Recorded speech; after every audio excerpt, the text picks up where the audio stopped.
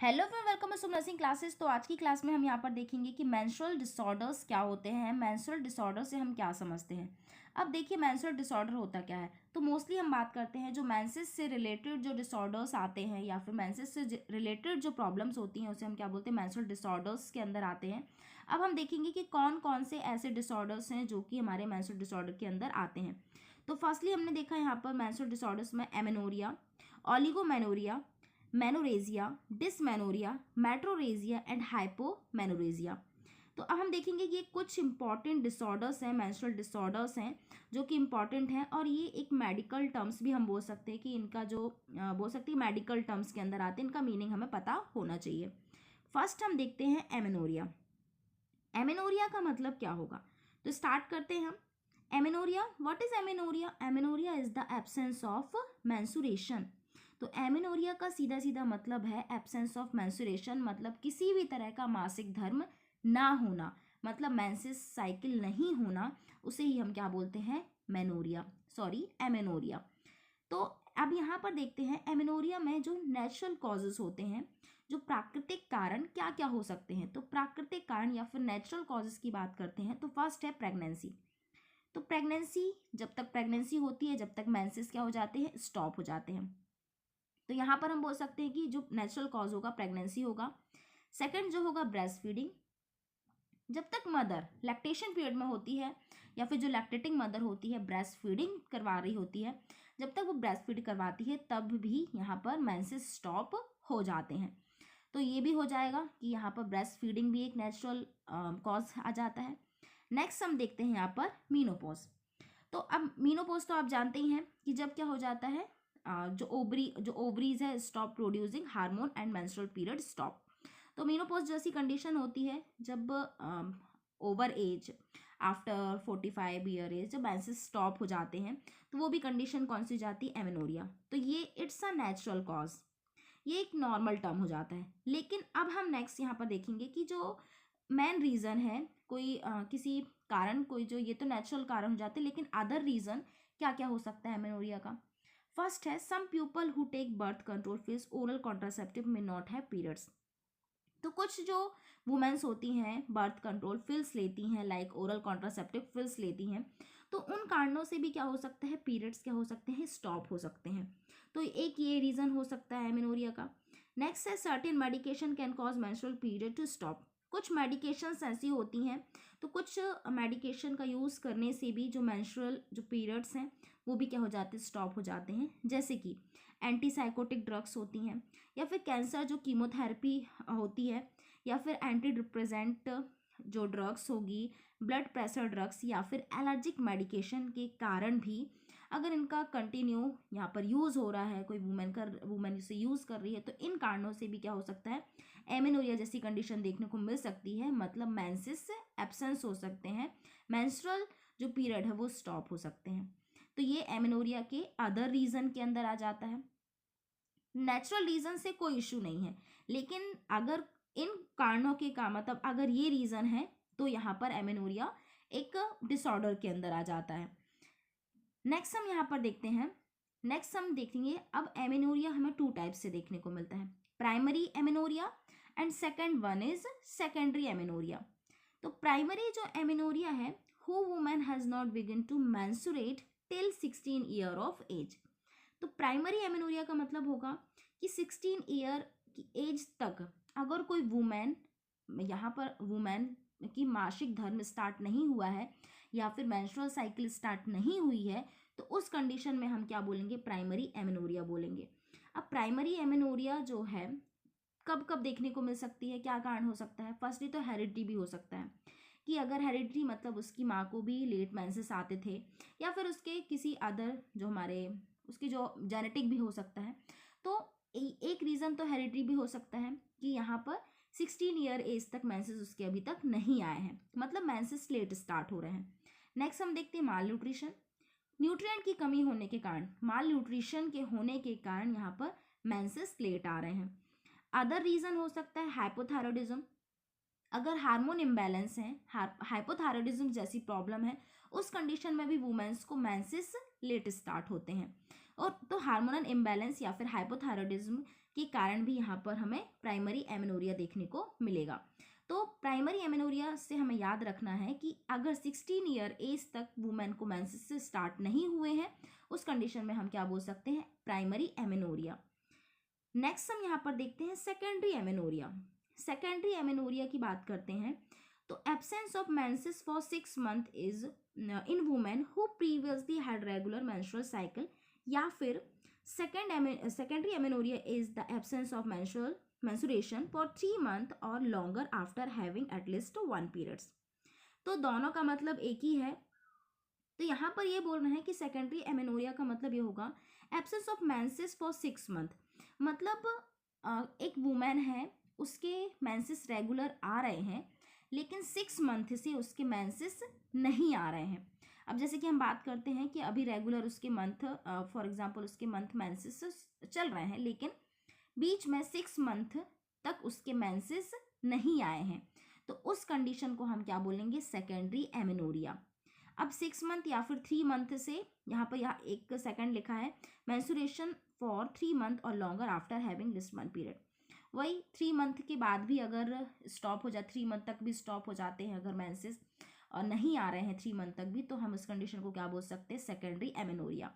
अब देखिए इसका जो नेचुरल कॉजेस है, जैसा कि हमने देखा था एमेनोरिया में नेचुरल कॉजेस, तो ये जो कंडीशन है नेचुरली भी देखने को मिलती है, जैसे कि प्रेगनेंसी। तो प्रेगनेंसी के टाइम पर भी 6 मंथ डिले हो जाता है, तो इस तरह की प्रेगनेंसी के कारण सेकेंडरी एमेनोरिया देखने को मिल सकता है। एंड ब्रेस्ट फीडिंग, 6 मंथ तक जब माँ कंटिन्यू ब्रेस्ट फीड करवा रही होती है, लैक्टेटिंग मदर, जो लैक्टेशन पीरियड जो होता है उस टाइम पर भी क्या हो जाता है, यहाँ पर जो मेंसेस है, पीरियड्स हैं, वो स्टॉप हो जाते हैं। तो ये इसके रीज़न हो जाते हैं सेकेंडरी एमेनोरिया के। अब हम सेकेंडरी एमेनोरिया और प्राइमरी एमेनोरिया से आई होप कि आपको समझ में आया होगा कि प्राइमरी एमेनोरिया का मतलब होगा कि 16 ईयर तक एक वुमेन के मेंसेस स्टार्ट नहीं हुए हैं, और सेकेंडरी एमेनोरिया मतलब 6 मंथ तक, मतलब 6 मंथ तक जो मेंसेस है, मेंस्ट्रुअल साइकिल नहीं आई है, या फिर 6 मंथ से पीरियड्स उसके नहीं आए हैं, जो कि वो रेगुलर, अदरवाइज रेगुलर पीरियड्स आते हैं बट 6 मंथ का गैप हो रहा है, तो ये कंडीशन हो जाएगी सेकेंडरी एमेनोरिया।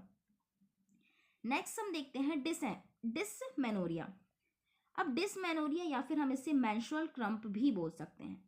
डिसमेनोरिया ये तो बहुत ही कॉमन है, कॉमन प्रॉब्लम्स के अंदर आ जाता है। Dysmenorrhoea is the medical term for painful menstrual period, या फिर हम इसे ये भी बोल सकते हैं पेनफुल मेंस्ट्रुअल पीरियड। तो डिसमेनोरिया या फिर इसे हम मेंस्ट्रुअल क्रम्प भी बोल सकते हैं। एंड इसमें भी हमें रीज़न, कई तरह की रीज़न देखने को मिलते हैं डिसमेनोरिया में, जैसे कि हमने यहाँ देखा firstly primary dysmenorrhoea occur as part of normal menstrual cycle. Primary dysmenorrhoea में क्या होता है कि ये नेचुरल है, कई वुमेन्स को मेंसेस के टाइम पर पेन होता है, तो पेनफुल मेंसेस होती है, तो ये नेचुरल है। बोल सकते कि नॉर्मल मेंस्ट्रुअल साइकिल में भी क्या होता है, उसे डिसमेनोरिया जैसी कंडीशन देखने को मिलती है, मेंस्ट्रुअल क्रम्प देखने को मिलते हैं, उसे पीरियड्स के टाइम पर पेन होता है, तो ये प्राइमरी डिसमेनोरिया हो जाता है। अब डिसमेनोरिया में हम सेकेंड टर्म देखते हैं, सेकेंडरी डिसमेनोरिया। तो सेकेंडरी डिसमेनोरिया मतलब आप समझ रहे होंगे कि डिसमेनोरिया का मतलब क्या होता है, painful menstrual period. Primary dysmenorrhoea में देखा कि नॉर्मल मेंस्ट्रुअल साइकिल में जो भी पेन होता है, जो भी दर्द होता है, उसे प्राइमरी डिसमेनोरिया बोल रहे हैं। नेक्स्ट हम यहाँ पर सेकेंडरी डिसमेनोरिया की बात करते हैं। तो सेकेंडरी डिसमेनोरिया जो कि होता है कि ये किन किन कारणों से हो सकता है, जैसे कि हमने देखा प्राइमरी डिसमेनोरिया में, तो हमने देखा कि नॉर्मल मेंस्ट्रुअल साइकिल जो चलती है उसमें नॉर्मल पेन हो रहा है, उसे हमने प्राइमरी डिसमेनोरिया बोला। बट सेकेंडरी डिसमेनोरिया की मेंसेस के टाइम पर, मेंस्ट्रुअल पीरियड के टाइम पर पेन और अदर किन किन कारणों से हो सकता है। फर्स्ट हमने देखा एंडोमेट्रियोसिस। अब एंडोमेट्रियोसिस से भी एक डिसऑर्डर है, a disorder in which tissue that normally lines the uterus grows outside the uterus. Endometriosis की कंडीशन में होता क्या है कि जो एक यूट्रस की जो आउटसाइड जो यूट्रस हो सकता है, तो यूट्रस की ग्रोथ होने लगती है, एंडोमेट्रियम की लेयर जैसे ही वहाँ पर अदर लेयर्स हमें देखने को मिलती हैं, या फिर हम ये बोल सकते हैं कि यूट्रस की जो आउटसाइड जो यूट्रस होता है वहाँ पर यूट्रस की ग्रोथ होने लगती है, तो एक एबनॉर्मल ग्रोथ होने लगती है। नेक्स्ट है ओवेरियन सिस्ट और ट्यूमर, अगर ओवरी में सिस्ट है या फिर ट्यूमर है तो उन कारणों से भी देखने को मिलेगा। नेक्स्ट है एडिनोमायोसिस। तो एडिनोमायोसिस की कंडीशन में हमें ये देखने को मिलेगा कि यहाँ पर जो एंडोमेट्रियम की जो लेयर्स होती हैं, उनकी जो सेल होती हैं वो क्या होने लगती है, बढ़ने लगती हैं। तो जो मायोसिस की कंडीशन में हम ये बोल सकते हैं कि जो यूट्रस में मौजूद एंडोमेट्रियम, या फिर हम बोल सकते हैं कि जो गर्भाशय की जो भीतरी लाइन होती है, कि कोशिकाओं का आकार क्या होने लगता है, बढ़ने लगता है। एंडोमेट्रियम लेयर यूट्रस की बढ़ने लगती है। नेक्स्ट है पेल्विक कंजेशन। तो पेल्विक कंजेशन के कारण भी हमें देखने को मिल सकता है। इस कंडीशन में पेल्विक पेन होता है due to blood accumulation in large pelvic vein. Next है फाइब्रॉइड्स। यूट्रस में कुछ फाइब्रॉइड्स हमें देखने को मिलते हैं, लाइक नॉन कैंसरस ग्रोथ हमें देखने को मिलती है यूट्रस में। इस कारण से भी पेनफुल ब्लीडिंग होती है, पेनफुल मेंस्ट्रुअल साइकिल चलती है, या फिर पेनफुल मेंसेस आते हैं। नेक्स्ट है पेल्विक इन्फ्लामेटरी डिसीज। अगर कोई पेल्विक इन्फ्लामेटरी डिसीज है, वो कोई भी हो सकती है, उस कारण से भी डिस्मेनोरिया जैसी कंडीशन देखने को मिलती है कि मेंस्ट्रुअल साइकिल के टाइम पर बहुत ज़्यादा पेन होता है, या फिर मेंसेस टाइम पर पेन होता है। इसके साथ साथ हम नेक्स्ट देखेंगे सेक्सुअली ट्रांसमिटेड इन्फेक्शन। अगर कोई सेक्सुअल ट्रांसमिटेड इन्फेक्शन है, उस कारण से भी डिस्मेनोरिया जैसी कंडीशन हमें देखने को मिलती है। ये तो हमारा हो जाता है dysmenorrhoea. Dysmenorrhoea is the medical term painful menstrual period, या फिर मेंस्ट्रुअल क्रम्प भी हम इसे बोलते हैं। नेक्स्ट हम देखेंगे, नेक्स्ट जो हमारा मेंस्ट्रुअल डिसऑर्डर है, मेनोरेजिया। अब देखिए menorrhagia is a important medical terms. ये क्वेश्चन मेनोरेजिया और यहाँ पर हमने देखा मेट्रोरेजिया में कंफ्यूजन कभी कभी क्रिएट हो जाता है। तो फर्स्टली हम देखेंगे menorrhagia. Menorrhagia excessive vaginal bleeding eight normal intervals. तो जो मेनोरेजिया है, मेनोरेजिया का जो मेडिकल टर्म है, इसका मतलब हम ये बोल सकते हैं कि मेनोरेजिया एक ऐसी कंडीशन है जिस कंडीशन में क्या होता है, एक्सेसिव ब्लीडिंग होती है। मेंसेस के टाइम पर जो नॉर्मल ब्लीडिंग होती है उससे ज़्यादा यहाँ पर ब्लीडिंग होती है, तो हम बोल सकते हैं कि इस कंडीशन को हम बोलेंगे मेनोरेजिया। या फिर हम बोल सकते हैं blood loss more than 80 ml पर साइकिल। पर साइकिल में 80 ml से ज़्यादा ब्लड का लॉस हो रहा है, तो इस कंडीशन को हम मेनोरेजिया बोलेंगे। Excessive bleeding during menses, excessive अगर ब्लीडिंग हो रही है तो उस कंडीशन को हम बोलेंगे मेनोरेजिया। या फिर एक्सेसिव और प्रोलॉन्ग मेंस्ट्रुअल ब्लीडिंग।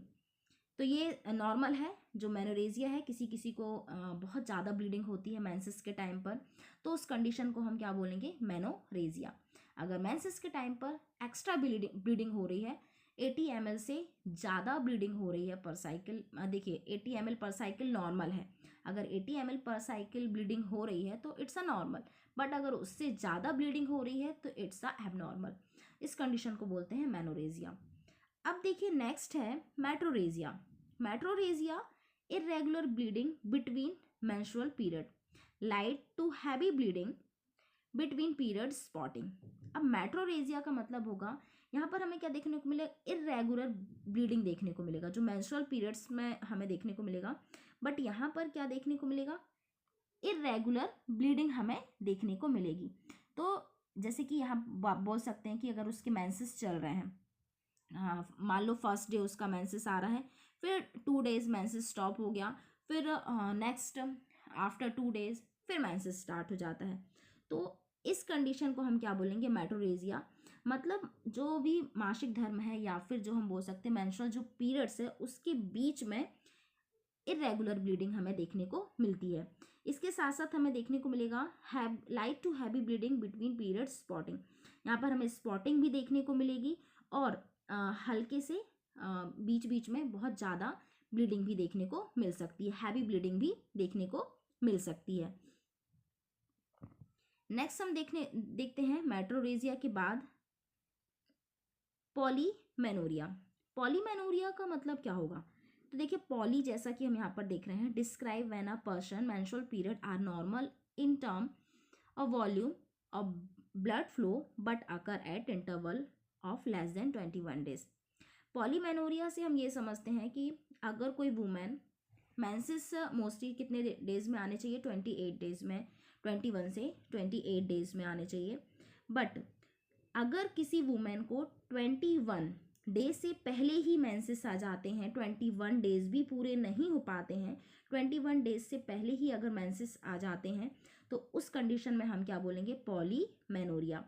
तो इस कंडीशन को हम क्या बोल सकते हैं, पॉलीमेनोरिया। ये भी एक एबनॉर्मलिटी के अंदर आता है कि 21 days से पहले ही मेंसेस स्टार्ट हो जाते हैं, उस कंडीशन में हम पॉलीमेनोरिया बोलेंगे। नेक्स्ट हम यहाँ पर देखते हैं हाइपोमेनोरिया या फिर हाइपोमेनोरिया भी, मतलब दो यहाँ पर नाम है, दोनों का प्रोनाउंसिएशन सेम ही होगा, hypomenorrhoea. Hypomenorrhoea also known as short or scanty period is extremely light menstrual blood flow, scant bleeding lasting for less than 2 days।